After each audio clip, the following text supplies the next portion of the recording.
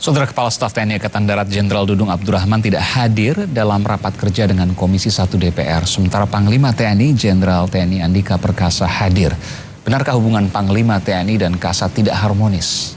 Kita berbincang dengan anggota Komisi 1 DPR Effendi Simbolon serta Guru Besar Ilmu Politik dan Keamanan Universitas Padjadjaran Bandung, Muradi. Selamat malam Bapak-Bapak, sehat selalu. Malam Mas Aiman. Iya. Bang Effendi. Assalamualaikum warahmatullahi wabarakatuh. Saya ke Bung Fendi dulu. Bang Fendi, Anda keras sekali dan tajam tadi terkait dengan hubungan antara Panglima TNI dan juga Kasat. Sebelum saya bicara soal itu, Anda sempat menyinggung tadi. Anak Kasat nggak masuk Akmil jadi isu. Apa yang Anda maksudkan di situ? Begini, memang hal-hal yang menyangkut isu aktual, itu antara lain yang terjadi di TNI, kita merasakan bagaimana kinerja TNI, khususnya ya, TNI bukan hanya di darat, laut dan udara yang kurun waktu terakhir ini kan terasa ada yang kurang baik lah. Nah, oleh karenanya momentum kasus mutilasi ini kita masuk ke pendalaman. Ada apa sebenarnya yang terjadi di TNI. Nah, tadi sebenarnya kita hadirkan Menhan, Panglima TNI, dan para kepala staf untuk kita meminta penjelasan. Baik kasus-kasus yang mencuat, menyangkut pelanggaran HAM, kemudian penistaan, dan juga kekejaman, kekejian yang sadis, dan juga hal-hal yang lain, termasuk masalah-masalah yang muncul dari informasi yang kami terima, yang kami melihat adanya dugaan disharmoni ya, antara Panglima TNI Jenderal Andika dengan Kasat Jenderal Dudung Abdurrahman. Dan catatan kami panjang sekali ini. Iya. Nah, itu yang ingin kami tanya, minta penjelasan ke mereka. Oleh karena itu saya mau bertanya, apa kaitannya ketidakharmonisan antara Panglima TNI dengan Kasat dengan anaknya Kasat yang tidak masuk Akmil? Ya, itu mungkin Anda kutipnya hanya yang masalah informasi adanya anak Kasat, anaknya Jenderal Dudung yang tidak masuk karena masalah umur yang belum sesuai, cukup umurnya, dan juga tinggi badan. Itu informasinya. Itu kan salah satu yang mencuat yang kami dapati informasi masalah-masalah disharmoni antar mereka. Apa hubungannya? Jadi, saya belum mendapatkan soal itu, Bung Effendi. Kan bagaimana? apa hubungannya gagalnya anak Kasat, anaknya Pak Dudung masuk ke Akmil dengan ketidakharmonisan antara Panglima TNI dengan Kasat? Dugaan ketidakharmonisan itu kan bukan masalah anaknya Kasat Jenderal Dudung tidak masuk saja, tetapi banyak hal gitu yang termasuk penegakan hukum, pembinaan, soal kebijakan, penganggaran dan sebagainya, wanjakti, proses yang segala macam yang kita termasuk. Itu muncul. Maksudnya salah satunya adalah nanti saya akan bicara soal kesana, tapi soal anak Pak Dudung yang tidak masuk ke Akmil, Anda mencurigai bahwa ada gagal karena peran Panglima TNI Jenderal Andika? Oh enggak, saya nggak ada mencurigai. Saya menyampaikan mereportase untuk minta penjelasan. Tidak ada saya mencuriga. Karena Anda sebutkan pada saat rapat tadi, karena tentu ini menjadi pertanyaan publik kan, ada apa di baliknya? Padahal kita sedang membahas soal ketidakharmonisan antara Panglima TNI dengan Kasat. Justru dari A sampai Z itu mungkin soal anak Kasat lah. Itu muncul yang serta-merta menurut Panda, Panpus tidak lulus karena masalah umur, masalah tinggi badan, yang kemudian ya Panglima TNI-nya memang penentu akhir, pantuhir pusnya, kemudian atas dasar itu tidak meluluskan. Maksudnya, dikait-kaitkan. Ya, kemudian kan menjadi sesuatu yang menjadi sepertinya menjadi prinsip. Akhirnya kemudian anaknya akhirnya dimasukkan dengan dukungan dari Menhan dan seterusnya. Nah, ini kan satu contoh yang kita ingin dalami dari penjelasan mereka harusnya. Jadi bukan kita yang menanya, kita menduga, kita yang bertanya, kita yang jawab. Sudah dijawab pada waktu itu?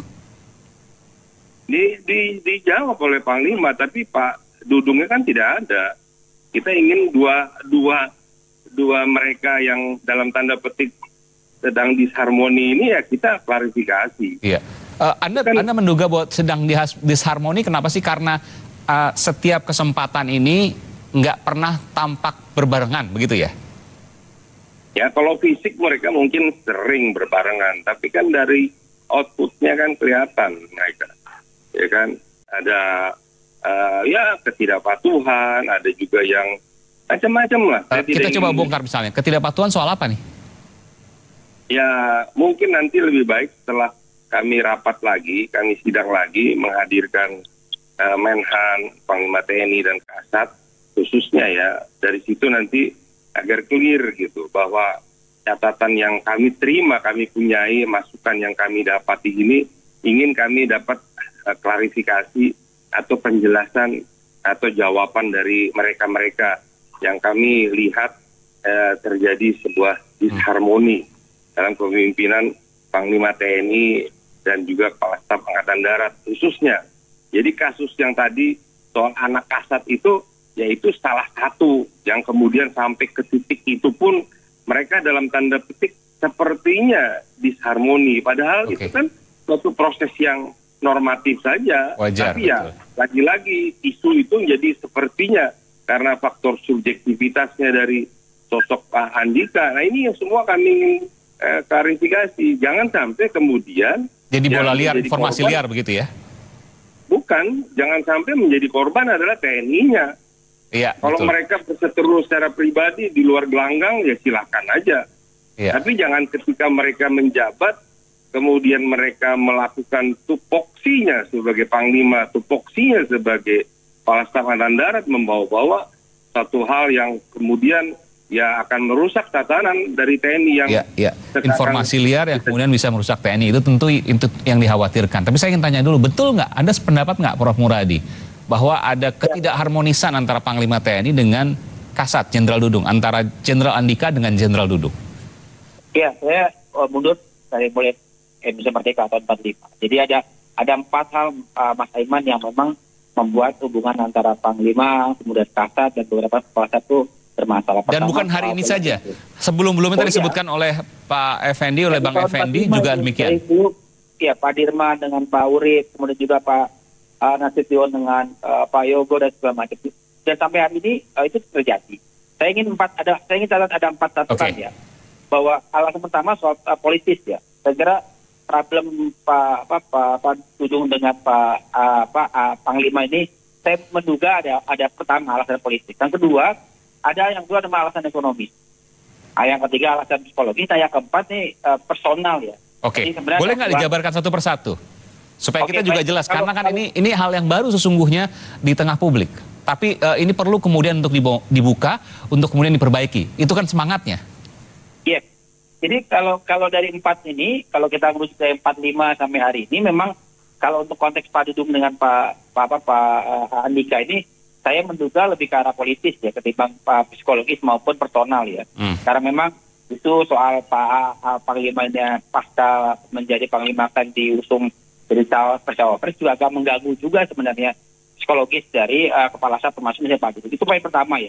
Nah yang kedua, kalau soal hubungan ini agak merenggang sebenarnya kalau Mas Aiman ya, Pak Effendi itu kalau kita lihat mundur Februari tahun 2022 ada laporan dari komunitas atau masyarakat terkait dengan pencemaran agama dan sebagainya. Itu kemudian secara eksplisit waktu itu Panglima mengatakan bahwa akan memprosesnya secara terbuka.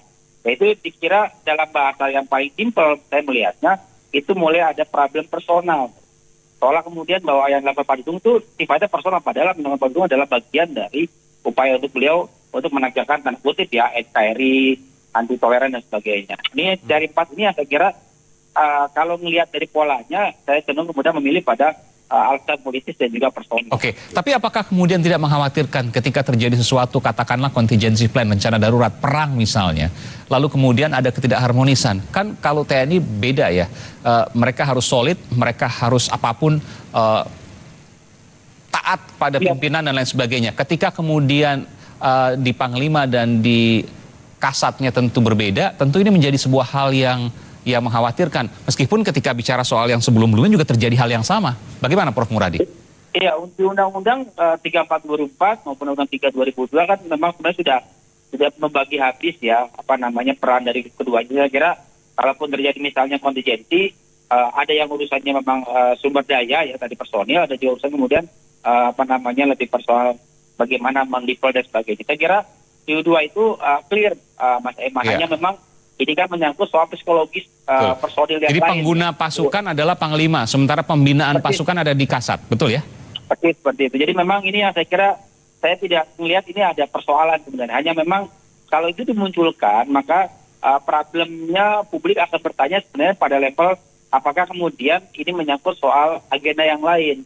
Nah ini saya kira ini yang kemudian perlu Bang Effendi juga kejar nanti kalau nanti ada raker lagi ya Bang ya, supaya kemudian poinnya ini tidak menjadi bersifat personal. Kalau buat saya hak Pak Andika juga pasca menjadi Panglima misalnya akan mencalonkan atau dicalonkan jadi capres maupun cawapres. Pada konteks itu saya kira clear. Hanya memang lembaganya ini harus tetap kemudian dalam posisi netral ya. Ini saya kira konsen Pak Dudung di situ saya kira. Iya. Bung Effendi, jadi wajar kalau mau calon capres cawapres wajar aja asalkan nanti sudah selesai, sudah purnawirawan, nggak ada masalah. Ya enggak lah. Itu kan enggak gimana maksudnya? Namanya tentara atau TNI itu kan tidak boleh berpolitik, dia hanya politik negara. Selama kemudian masih aktif. Tapi kalau purnawirawan kan nggak ada masalah kalau nanti misalnya Jenderal Andika nanti 2024 kan 2023 akhir ya kalau tidak salah. Oh mohon maaf, tahun ini 2022 akhir ya. 22 akhir. Iya, artinya 2023 ketika mau running capres dan lain sebagainya kan nggak ada masalah juga.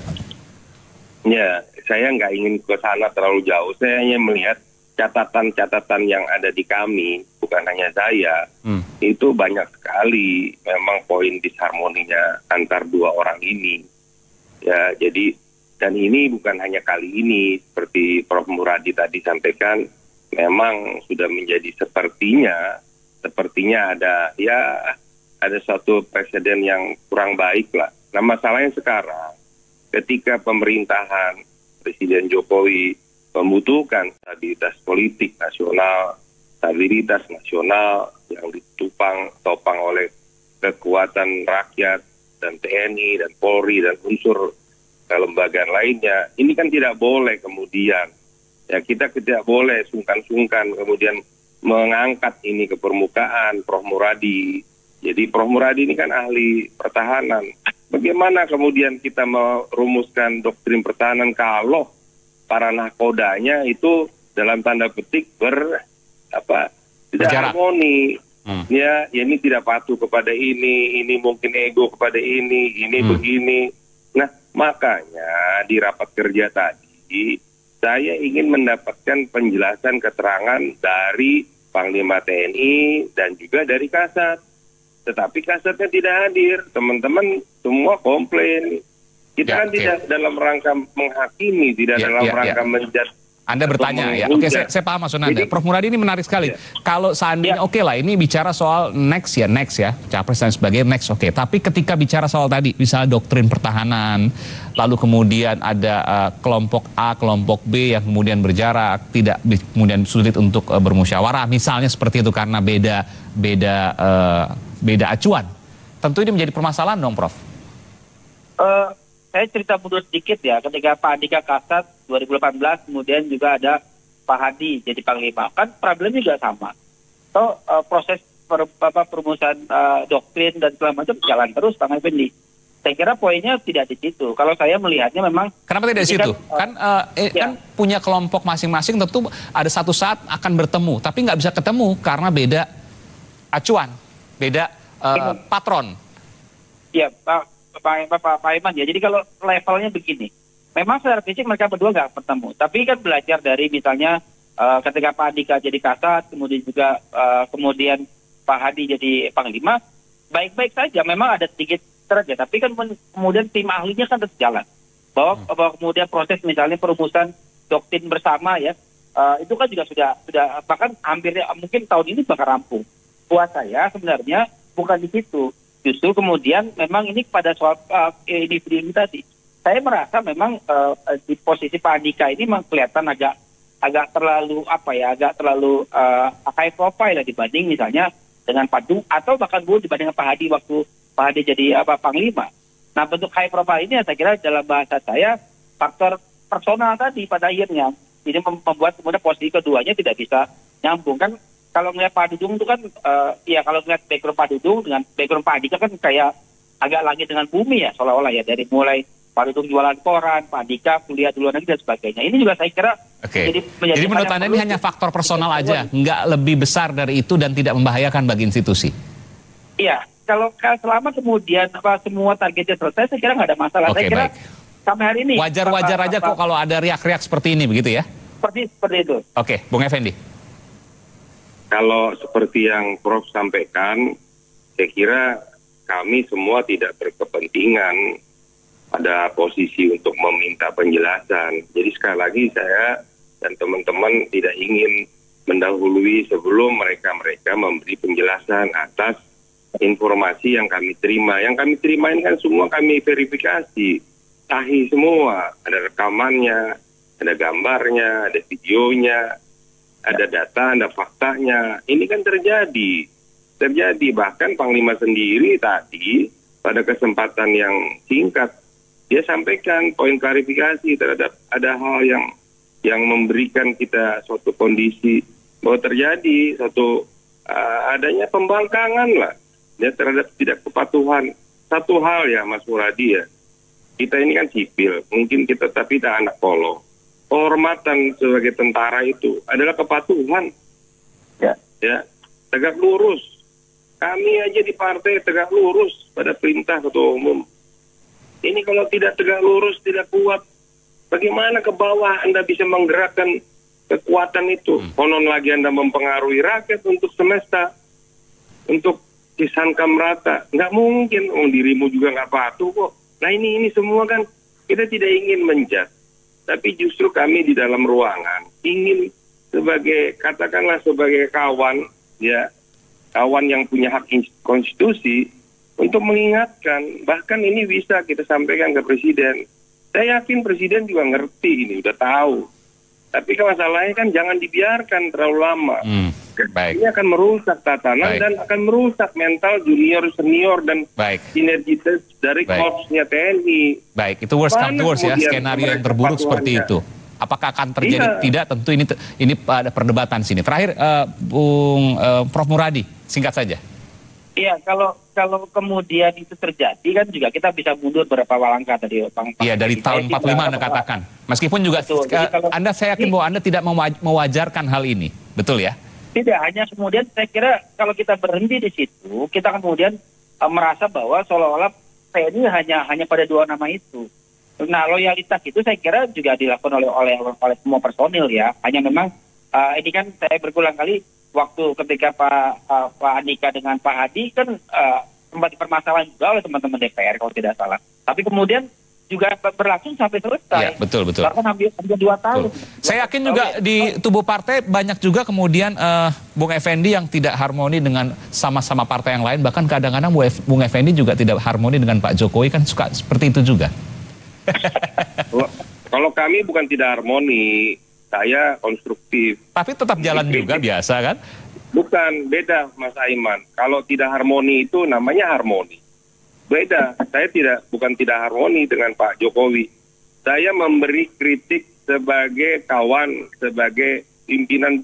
Beliau kan pimpinan nasional kita. Iya. Patut kita memberikan satu masukan, apakah itu kritik, ya, untuk kebaikan beliau, kebaikan kita juga. Betul. Tapi ini beda. Kalau ini disharmoni, ini ada persaingan yang tidak sehat. Yang rugi siapa? Yang rugi TNI. Yang rugi siapa? Ya kita, bangsa Indonesia. Kalau mereka dalam tanda petik mau berseteru, di luar gelanggang aja mereka. Ya, sepakat. Tentu ini bukan sebuah hal yang dimafumkan, diwajarkan. Ini sebuah hal yang memang harus diangkat. Dan apresiasi sekali lagi kepada Bung Effendi Simbolon yang mengangkat hal ini luar biasa. Meskipun juga kekhawatiran itu apakah akan seberat itu atau tidak, tentu ini menjadi hal yang menarik untuk kemudian terus dicermati. Terima kasih. Ya silakan Presiden bisa memanggil mereka berdua dengan Menhan bertiga. Kebetulan Pak Menhan juga tadi nggak datang ya. Mereka diklarifikasi. Saya juga bertanggung jawab terhadap informasi yang saya terima kok. Iya. Silahkan, ini terbuka kok. Saya punya datanya semua kok. Baik, baik. Ini nggak main-main, jadi bukan harus dianalisa ini begini, nggak usah terlalu jauh lah. Ini poinnya adalah disharmoni di tingkat pimpinan, baik pimpinan TNI maupun di Matra, ini berbahaya. Ya, Berpotensi merusak tatanan di TNI sendiri dan merusak tahanan nasional kita. Oke, baik. Dan berakibat stabilitas politik kita menuju ke tahun politik, berbahaya sekali. Terima kasih Bung Effendi Simbolon. Tentu menarik untuk terus mencermati apa yang kemudian nanti terjadi di rapat Komisi 1 DPR. Terima kasih Bung Effendi Simbolon. Baik, terima kasih. Selamat sore. Anggota Komisi 1 DPR. Selamat malam.